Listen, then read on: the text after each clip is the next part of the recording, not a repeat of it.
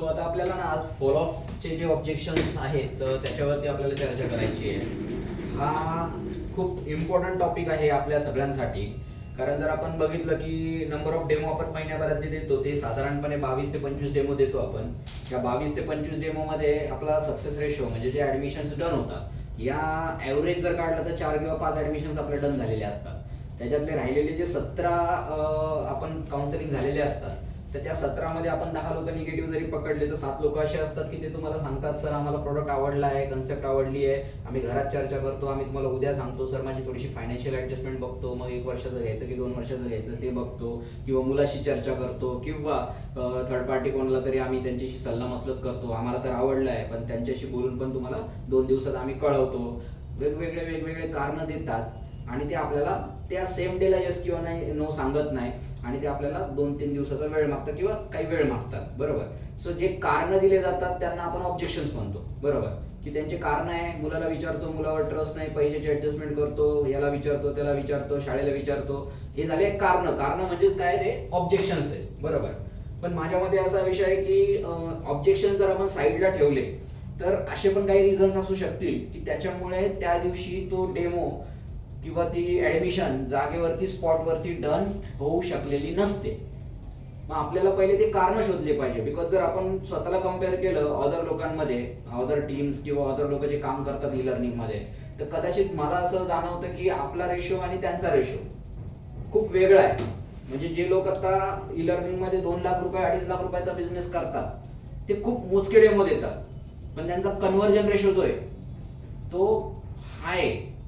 म्हणजे जो मला मी जे बघतो जे फ्रीलान्सर्स आता काम करतात ई लर्निंग मध्ये त्यांना 10, 12, 15 डेमो जास्तीत जास्त ते महिनाभरात करतात, अटेंड करतात आणि 15 डेमो मध्ये त्यांच्या 7, 8, 9, 10 अशा ऍडमिशन्स असतात आणि त्यांचं कलेक्शन 2 लाख रुपयाच्या वर असतं आणि ते चांगली अमाऊंट 60-70 हजार रुपये दर महिन्याला घरी नेतात. मग आता ते लोक काय वेगळं करत असतील, ते लोक काय वेगळा कंटेंट देत असतील, किंवा त्यांच्या नंबर ऑफ ऍडमिशन जास्त होतात आणि आपल्या नंबर ऑफ ऍडमिशन आपल्याला जास्त डेमो मिळून पण कमी होतात. याची जर कंपॅरिझन करायची म्हटली तर एक सर्वात प्राईम फॅक्टर हाच येतो की ऑब्जेक्शन हँडलिंग तुम्ही कशी करतात. ते जे कोणी 2 लाखाचा बिझनेस करतात 100% त्यांची ऑब्जेक्शन हँडलिंगची जी फ्लुएन्सी आहे, बरोबर, एक्सपर्टिझम आहे, ते 100% चांगलं असणार म्हणून त्यांचे ऍडमिशन डन होतात. थोडं आपण कुठेतरी त्या एक्सपर्टिझम मध्ये कमी असणार अजून, किंवा आपल्याला स्वतःला अजून काम करावं लागेल, हे एक प्राईम रिझन झालं. पण फक्त एकच रिझन नाहीये की ऑब्जेक्शन हँडलिंग, हे एकच रिझन नाही असं मला वाटतं. तर त्याच्या पाठीमागे बॅकग्राऊंडला अशी काही 2-4 कारणं आहेत की त्याच्यामुळे स्पॉटवरती आपली ऍडमिशन होत नाही. मग पहिला फॅक्टर जसं अनिल सरांनी सांगितलं की आपण त्या ठिकाणी ती नीड क्रिएट करायला कमी पडतो. बरोबर. त्या व्यक्तीला ते गोष्टीची गरजच वाटली नाही, त्या गोष्टीचं महत्वच वाटलं नाही, तर तो सेम मिनिटाला, सेम डेला, सेम पॉइंट ऑफ सर्कमस्टन्सेस मध्ये तो मनाची तयारी करत नाही, तो ते पैसे द्यायला तयार होत नाही. म्हणजे पहिला फॅक्टर असा आहे की नीड क्रिएशन किती सॉलिड पद्धतीने आपण तिथे करतो है ना, हा पहिला फॅक्टर आहे. हा सोडून अजून काय वाटतं की काय कारण असतील?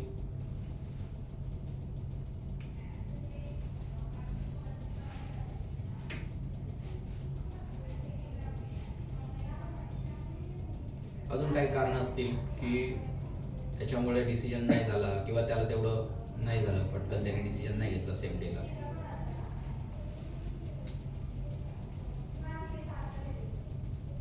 क्लोजिंग मध्ये फोमो क्रिएट करणं गरजेचं आहे. ओके, फोमो क्रिएट होत नाही, ऑब्जेक्शन ब्लॉकिंग नाही झाली त्याची. फिअर ऑफ नाही. ऑब्जेक्शनवर तर आपण नंतरच बोलू, कारण ऑब्जेक्शन आपण थोडंसं एक 10 मिनिटाकरता साईडला ठेवलेले आहे. ऑब्जेक्शन हँडल झाल्याशिवाय ऍडमिशन होणार नाहीच आहे. बरोबर. पण मुद्दा काय, ऑब्जेक्शनच्या व्यतिरिक्त असे काय कारण आहे? तर पहिलं कारण तुम्ही जे सांगितलं, नीड क्रिएट झाली नाही प्रॉपरली, त्यामुळे त्या गोष्टीचं महत्व वाटलं नाही आणि त्यांनी तो डिसिजनवरती तो आला नाही. आता सरांनी दुसरं एक रिझन सांगितलं की फोमो क्रिएट नाही झाला. FOMO means fear of missing out, fear of missing opportunity. बरोबर.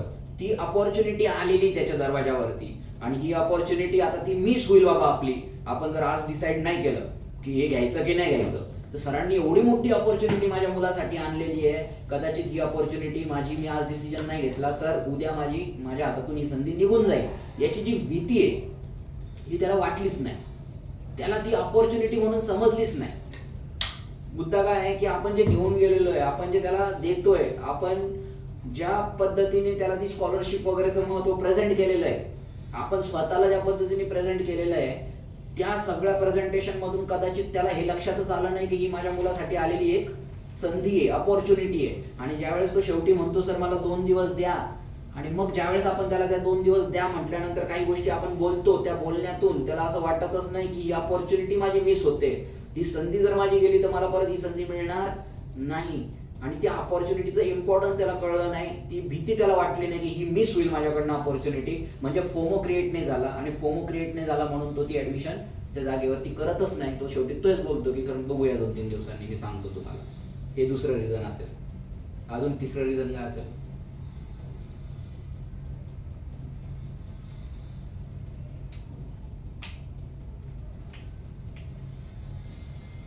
तुम्ही जे बेनिफिट सांगतात प्रोडक्टचे, तो तुमच्या बेनिफिट्सला इम्प्रेसच झाला नाही. कोणती पण वस्तू आपण घ्यायला जातो, बरोबर, मार्केटमध्ये घ्यायला गेलो, मार्केटमध्ये एकच गोष्टीचे 10 प्रोडक्ट असतात. शूज घ्यायला गेलो तर बाटाचा पण शूज आहे, बरोबर आहे की नाही, अनेक कंपन्यांचा शूज आहे, वेगवेगळ्या कंपन्यांचे शूज आहेत. सो मी एका पर्टिक्युलर कंपनीचा शूज का घेतो, बरोबर. इवन बघा की त्या दुकानदाराला ज्या कंपनीच्या शूज मध्ये जास्त प्रॉफिट असतं ना, तो दुकानदार बरोबर तोच शूज आपल्याला विकतो. मग ओव्हर द अदर प्रोडक्ट तो त्या शूजचे असे बेनिफिट्स आपल्याला त्याच्या ओव्हरलॅपिंग सांगतो की आपण ते हातात घेतलेले बाजूला ठेवतो, तो जे सांगतोय ती वस्तू घेतो, त्याचे पैसे देतो. म्हणजे तुम्ही जे बेनिफिट्स सांगतात, कदाचित समोरचा व्यक्ती त्याला ते बेनिफिट्स पॉवरफुल, इम्प्रेसिव्ह आणि इम्पॅक्टफुल वाटत नसतील, किंवा त्या पद्धतीने त्याला त्याच्या डोक्यावरती त्याचा काही परिणाम होत नसेल की हे बेनिफिट्स काय त्याचे, या बेनिफिट्समुळे माझ्या मुलाचं अभ्यासाचं पूर्णपणे दिशा कशी बदलणार आहे, त्याची जी आत्ताची स्टेटस आहे ते कसं चेंज होणार आहे, तर त्या बेनिफिट्स मधून त्याला जाणवलं तर काय होईल, बरोबर आहे ना. मार्कर आपण वापरतो, हा मार्कर समजा आता महिनाभर चालेल, 2 महिने चालेल, नंतर हा संपणार, बरोबर. पण एखाद्या व्यक्तीने दुसरा एखादा आणला, त्याने मला फक्त एकच बेनिफिट सांगितलं की सर मार्कर हजारो मिळतील तुम्हाला, पण माझा मार्कर जो आहे तो 1 वर्ष संपत नाही. बघा, तुम्ही मार्कर विकत घेतात 40 रुपयाला मार्केटमधून, तो 2 महिन्यांनी संपतो, वर्षभरामध्ये 6 वेळेस तुम्हाला मार्कर घ्यावा लागेल 40 रुपयाचा, बरोबर. म्हणजे 240 रुपये खर्च होतील वर्षभरात. माझा मार्कर 80 रुपयाचा आहे, डबल किमतीचा आहे, पण हा 1 वर्षभर चालतो. म्हणजे 240 मध्ये तुम्ही 80 खर्च करताय, तुमचे पैसे किती वाचतात, 160 रुपये वाचतात. मी घेईल की नाही तो मार्कर? वर्षभरात जर मला एकच मार्कर चालणार असेल तर मला 6 मार्कर विकत घेण्याचे पैसे वाचतील ना माझे, आणि एकच मार्कर परत दुकानात जाऊन मार्कर विकत घ्यायची गरज नाही. सो एकच मार्कर जर वर्षभर चालणार असेल तर मग आरामशीर 80 रुपये देऊन ते मार्कर डबल किमतीत तो विकत घेईल. म्हणजे बेनिफिट, तुम्ही एक असा बेनिफिट जेव्हा सांगतात over the other period, over the other product, की तो त्याला इम्पॅक्ट करतो, त्यावेळेस तो डिसिजन वरती येतो. म्हणजे मला असं ओपिनियन वाटतं की मग आपण आपल्या प्रोडक्टचे बेनिफिट सांगत असताना त्यामध्ये पण आपलं काही कमी होतंय का, जास्त होतंय का, किंवा आपण मांडण्याची जी पद्धत आहे, बघा बेनिफिट सांगण्याची पण एक पद्धत आहे, बरोबर आहे. The skill to demonstrate the benefits of our product, that is important. तुम्ही ते किती स्किलफुली सांगताय, बरोबर, ते पण इम्पॉर्टंट आहे. कदाचित ते स्किलफुली त्याच्यापर्यंत पोहोचत नसेल, बेनिफिट सांगतात तुम्ही सगळे, नो मॅटर, पण ते स्किलफुली त्याच्यापर्यंत पोहोचत नसेल आणि तो विचार करायला भाग पडत नसेल, म्हणून तो ती वस्तू घेण्याला एवढा उत्सुक होत नाही. हे एक कारण असू शकतं. आणखीन एक कारण काय असू शकतं, त्याची नीडच वेगळी आहे, त्याची गरजच वेगळी आहे. समजून घ्या, आपण आपलं रेग्युलर काउन्सिलिंग करतो, आपण आपलं रेग्युलर सगळं प्रोडक्ट सांगतो, बरोबर आहे, रेग्युलर बेनिफिट सांगतो, पण त्याची बेसिकली त्याची गरजच पूर्णपणे वेगळी आहे आणि त्याला त्या गरजेप्रमाणे त्याला आपल्याकडनं आन्सरच नाही मिळालेलं आहे. मे बी असं पण असू शकतं. त्याचा प्रॉब्लेम काय, मुलगा स्लो लर्नर आहे, बरोबर, त्याला कोणतीही गोष्ट पटकन समजत नाही, असं एक सिच्युएशन आहे, बरोबर.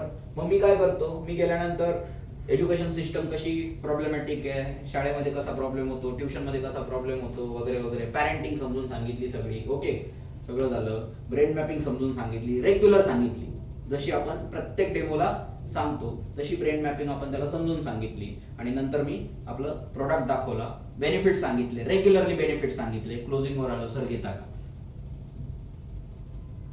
मला नाही वाटत तो डेमो होईल. का नाही होणार? 2 दिवस द्या. तो म्हणाल मी विचार करतो, सांगतो. 100% हेच होणार. का असं होईल?